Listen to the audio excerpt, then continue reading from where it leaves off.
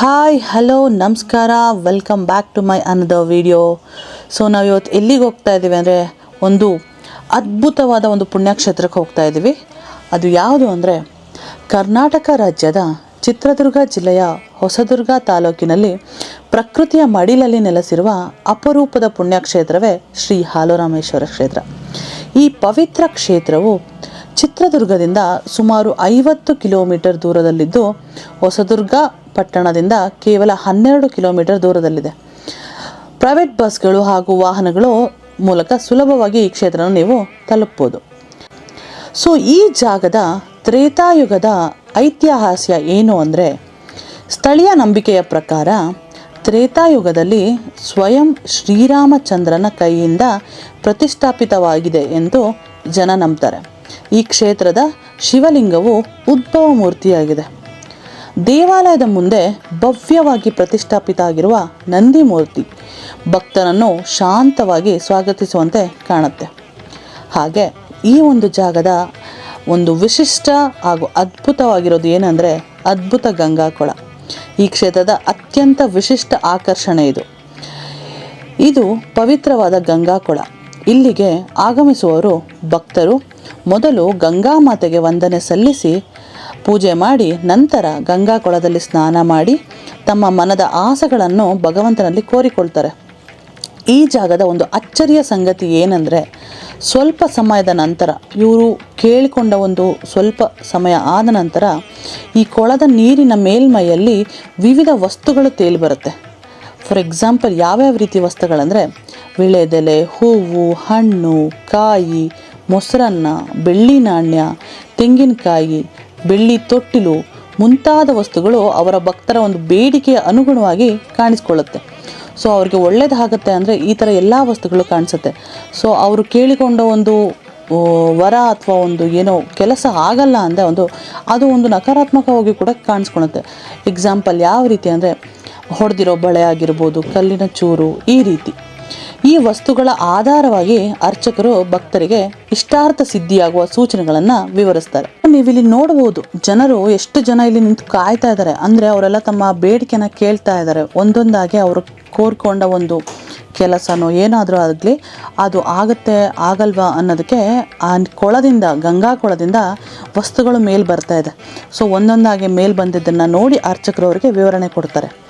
ಈ ಕಾರಣದಿಂದ ಈ ಕ್ಷೇತ್ರವನ್ನು ಭಕ್ತರು ಪ್ರೀತಿಯಿಂದ ಉದ್ಭವ ಗಂಗೆ ಎಂದು ಕೂಡ ಕರೀತಾರೆ. ಪ್ರತಿದಿನ ನೂರಾರು ಭಕ್ತರು ಇಲ್ಲಿಗೆ ಭೇಟಿ ನೀಡ್ತಾರೆ. ಮಕ್ಕಳಿಲ್ಲದವರು ವಿಶೇಷವಾಗಿ ಇಲ್ಲಿ ಹರಕೆ ಸಲ್ಲಿಸ್ತಾರೆ. ನಮಗೆ ಇದು ಭಾಳ ದಿನದಿಂದ ಇದು ಕಾಶಿಂದ ಬಂದಿರೋ ನೀರು, ಇದು ತುಂಬ ಪವಿತ್ರವಾದ ನೀರು. ಹಾಗಾಗಿ ಇಲ್ಲಿ ಬಂದು ನಾವು ಪೂಜೆ ಮಾಡ್ಕೊಂಡು ಹೋಗೋದು. ಇಲ್ಲಿ ಮಾಡಿದ್ರೆ ಪುಣ್ಯ ಒಳ್ಳೆಯದು. ಮಕ್ಕಳು ಆಗೋರಿಗೆ ಮಕ್ಕಳಾಗುತ್ತೆ, ಗಂಡ ಹೆಂಡತಿ ದೂರ ಆದವರಿಗೆ ಹತ್ರ ಆಗುತ್ತೆ, ಎಲ್ಲದರಲ್ಲೂ ಒಳ್ಳೇದಾಗುತ್ತೆ ಅಮ್ಮ. ತುಂಬ ನಿಮಗೂ ಒಳ್ಳೇದಾಗಲಿ. Okay, thank you. ಅಂತರಗಟ್ಟೆ ಜಾತ್ರೆ ಅಂತ ಮಾಡ್ತೀವಿ. ಅವಾಗ ದೇವಸ್ಥಾನದಲ್ಲಿ ಗಂಗೆ ಪೂಜೆ ಮಾಡಬೇಕು ಅಂತೇಳಿ ದೇವ್ರನ್ನ ಎತ್ಕೊಂಬರ್ತೀವಿ. ಇಲ್ಲಿ ಗಂಗೆನ ತಗೊಂಡೋಗಿ ಅಲ್ಲಿ ದೇವಸ್ಥಾನದಲ್ಲಿ ಪೂಜೆ ಮಾಡಿ ನಾಳೆ ಜಾತ್ರೆ ಮಾಡ್ತೀವಿ. ಸಾವಿರಾರು ವರ್ಷದ ಇತಿಹಾಸ ಇದ್ರದ್ದು. ಇದು ಹಾಲುರಾಮೇಶ್ವರ ಅಂತಂದರೆ ಇದು ಕಾಶಿಯಿಂದ ಈ ನೀರು ಕನ್ವರ್ಟ್ ಆಗಿದೆ ಸುರಂಗದಲ್ಲಿ ಅಂತ ಹೇಳ್ತಾರೆ, ಹಿರಿಯರು ಹೇಳ್ತಿದ್ದ ಮಾತು. ಇದು ಸತ್ಯವಾಗಿದೆ. ಇದೇ ಇಲ್ಲೇನೇ ನಾವು ಅರಿಕೆ ಮಾಡ್ಕೊಂಡ್ರು ಕೆಲವು ಮಕ್ಕಳು ಫಲ ಇಲ್ಲ ಅಂತಂದೇಳಿ ಇಲ್ಲಿ ಬಂದು ಏನಾದರೂ ಒಂದು ಕುರ್ತು ಕೇಳ್ಕೊಂಡ್ರೆ ಅವ್ರೇನು ಕೇಳ್ಕೊಂತಾರೆ ನೀರಿನಲ್ಲಿ ಗಂಗೆಯಲ್ಲಿ ಉದ್ಭವ ಆಗಿ ಬರ್ತಾ ಇರುತ್ತೆ. ಇದನ್ನು ನಂಬಿ ಜನ ಮಸ್ತ್ ಬೇಕಾದಂಥ ಒಂದು ವರಗಳನ್ನು ಪಡ್ಕೊಂಡಿದ್ದಾರೆ. ಇಲ್ಲಿ ಇತಿಹಾಸ ಇದೆ, ಯಾಕಂದರೆ ಇದು ಒಂದು ಪವಿತ್ರವಾಗಿರ್ತಕ್ಕಂಥ ಪುಣ್ಯ ಸ್ಥಳ ಅಂತಂದೇಳಿ ಇದು ನೂರಾರು ವರ್ಷಗಳಿಂದಲೂ ಕೂಡ ನಮ್ಮ ಹಿರಿಯರು ಹೇಳ್ತಕ್ಕಂಥ. ವಾಲ್ಮೀಕಿ ಮಹರ್ಷಿಗಳ ಕತೆ ಏನಂದರೆ, ಇತಿಹಾಸದ ಪ್ರಕಾರ ವಾಲ್ಮೀಕಿ ಮಹರ್ಷಿಗಳ ಪತ್ನಿಯಾದ ಸುದತಿ ದೇವಿ ಕಾಶಿಯಲ್ಲಿ ಗಂಗಾ ಮಾತೆಗೆ ಬಾಗಿನ ರೂಪದಲ್ಲಿ ಅರ್ಪಿಸಿದ ಒಂದು ವಜ್ರಖಚಿತ ಕಡಗ ಈ ಊರಿನ ಹುತ್ತದಲ್ಲಿ ದೊರೆಯುತ್ತದೆ. ಆ ಸಮಯದಲ್ಲಿ ಅಲ್ಲಿ ಗಂಗೋದ್ಭವ ಸಂಭವಿಸುತ್ತೆ ಎಂದು ಇಲ್ಲಿ ಜನ ನಂಬಿದ್ದಾರೆ. ಈ ವಿಷಯ ತಿಳಿದ ವಾಲ್ಮೀಕಿ ಮಹರ್ಷಿಗಳು ಇಲ್ಲಿಯೇ ನೆಲೆ ನಿಂತು ಬರುವ ಭಕ್ತರ ಅದೃಷ್ಟಾನುಸಾರ ಪ್ರಸಾದ ನೀಡುವಂತೆ ಗಂಗಾ ಮಾತೆಗೆ ಸೂಚಿಸ್ತಾರೆ. ಗಂಗಾ ಮಾತೆಯ ವಿಗ್ರಹವನ್ನು ಕೂಡ ಪ್ರತಿಷ್ಠಾಪಿಸ್ತಾರೆ. ನಂತರ ರಾಮೇಶ್ವರದತ್ತ ಹೋಗ್ತಾರೆ. ಅಂದು ಹಾಲಿನ ಬಣ್ಣದ ನೀರು ಇಲ್ಲಿ ಉದ್ಭವವಾಗಿತ್ತು. ಹಾಗಾಗಿ ಆ ಹಾಲಿನ ಬಣ್ಣದ ನೀರು ಉದ್ಭವಿಸಿದ ಕಾರಣ ರಾಮೇಶ್ವರ ಎಂಬ ಹೆಸರಿಗೆ ಹಾಲು ಸೇರಿಸಿ ಈ ಕ್ಷೇತ್ರಕ್ಕೆ ಹಾಲು ರಾಮೇಶ್ವರ ಎಂಬ ನಾಮಕರಣ ಮಾಡಲಾಗುತ್ತೆ ಎಂದು ಜನ ಹೇಳ್ತಾರೆ. ಈ ಕ್ಷೇತ್ರದಲ್ಲಿ ಸುದತಿ ದೇವಿಯರ ವಿಗ್ರಹ ಕೂಡ ಇಲ್ಲಿ ಪ್ರತಿಷ್ಠಾಪನೆಯಾಗಿದೆ. ದೇವಾಲಯಗಳು ಮತ್ತು ಸೌಲಭ್ಯಗಳು ಏನೇನು ಇಲ್ಲಿ ಈ ಜಾಗದಲ್ಲಿ ಅಂದರೆ, ಪುಣ್ಯಕ್ಷೇತ್ರದಲ್ಲಿ ಹಾಲರಾಮೇಶ್ವರ ದೇವಾಲಯ ಇದೆ, ಶ್ರೀ ಗಂಗಾಮಾತೆಯ ದೇವಾಲಯ ಕೂಡ ಇದೆ, ಶ್ರೀ ಮೂಲ ಗಂಗಾ ಗುಡಿ ಇದೆ, ಶ್ರೀ ಪಂಚಲಿಂಗೇಶ್ವರ ದೇವಸ್ಥಾನ ಇದೆ, ಬೇಡಕಣ್ಣಪ್ಪರ ದೇವಸ್ಥಾನ ಇದೆ, ಸೀತಾರಾಮ ದೇವಸ್ಥಾನ ಹಾಗೂ ಪುರಾತನ ಒಂದು ಅಶ್ವತ್ಥ ಕಟ್ಟೆ ಕೂಡ ಇಲ್ಲಿ ಇದೆ. ಇವುಗಳ ಜೊತೆಗೆ ಹುತ್ತವಿದ್ದ ಸ್ಥಳದಲ್ಲಿ ಹಾಸುಗಲ್ಲು ಹಾಕಿ ಅದರ ಮೇಲೆ ನಂದಿ ವಿಗ್ರಹ ಕೂಡ ಪ್ರತಿಷ್ಠಾಪನೆ ಮಾಡಿದ್ದಾರೆ. 2010ರಲ್ಲಿ ಕರ್ನಾಟಕ ಸರ್ಕಾರದಿಂದ ಯುವ ಭವನ ಕೂಡ ಇಲ್ಲಿ ನಿರ್ಮಾಣ ಮಾಡಿದ್ರು. ಮೈಸೂರು ಅರಸರ ಸಂಬಂಧ, ಈ ಒಂದು ಕ್ಷೇತ್ರಕ್ಕೆ ಮೈಸೂರು ಅರಸರ ಸಂಬಂಧ ಏನು ಅಂದರೆ, ಸ್ಥಳೀಯ ಉಲ್ಲೇಖಗಳ ಪ್ರಕಾರ ಮೈಸೂರಿನ ಹಿಂದಿನ ಮಹಾರಾಜರಾದ ಶ್ರೀ ಜಯಚಾಮರಾಜೇಂದ್ರ ಒಡೆಯರ್ ಇಲ್ಲಿಗೆ ಬಂದು ಗಂಗಾಮಾತೆಯನ್ನು ಪೂಜಿಸಿ ಸಂತಾನಕ್ಕೆ ಪ್ರಾರ್ಥನೆ ಮಾಡಿದರು. ಅವರಿಗೆ ಬೆಳ್ಳಿ ತೊಟ್ಟಿಲು ಪ್ರಸಾದ ದೊರೆತಿತ್ತು.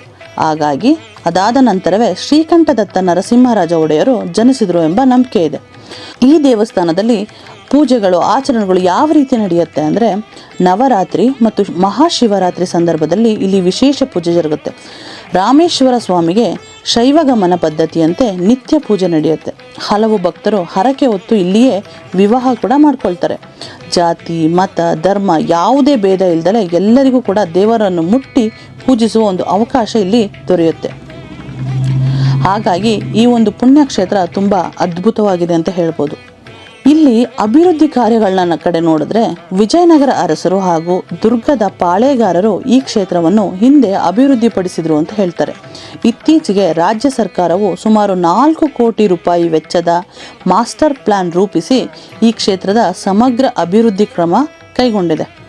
ಧರ್ಮಸ್ಥಳದ ಧರ್ಮಾಧಿಕಾರಿಗಳಾದ ಡಾಕ್ಟರ್ ವೀರೇಂದ್ರ ಹೆಗ್ಡೆ ಅವರು ಕೂಡ ಇಲ್ಲಿ ಪ್ರಗತಿ ಗಂಗಾ ಯೋಜನೆ ಉದ್ಘಾಟಿಸಿ ಹಾಲುರಾಮೇಶ್ವರ ಹಾಗೂ ಗಂಗಾಮಾತೆಯನ್ನು ಪೂಜಿಸಿದಾಗ ಅವರಿಗೆ 5 ದಳದ ಬಿಲ್ವಪತ್ರೆ ಪ್ರಸಾದ ದೊರಕಿತ್ತು ಎಂದು ಹೇಳ್ತಾರೆ. ಅದಾದ ನಂತರ ಮಂಜುಶ್ರೀ ಭವನ ಕೂಡ ನಿರ್ಮಿಸಲಾಯಿತು.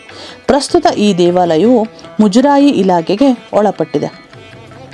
ಸೊ ಏನು ಹೇಳ್ಬೋದು ಈ ದೇವಸ್ಥಾನದ ಬಗ್ಗೆ ಅಂದರೆ, ಭಕ್ತಿ, ನಂಬಿಕೆ, ಇತಿಹಾಸ ಹಾಗೂ ಅದ್ಭುತಗಳ ಸಮಾಗಮದ ಹಾಲುರಾಮೇಶ್ವರ ಕ್ಷೇತ್ರ ಪ್ರತಿ ಭಕ್ತನ ಜೀವನದಲ್ಲಿ ಒಮ್ಮೆ ಆದರೂ ಭೇಟಿ ನೀಡಬೇಕಾದ ಒಂದು ಪವಿತ್ರ ಒಂದು ಪುಣ್ಯಕ್ಷೇತ್ರ ಅಂತ ಕೂಡ ನಾವು ಹೇಳ್ಬೋದು.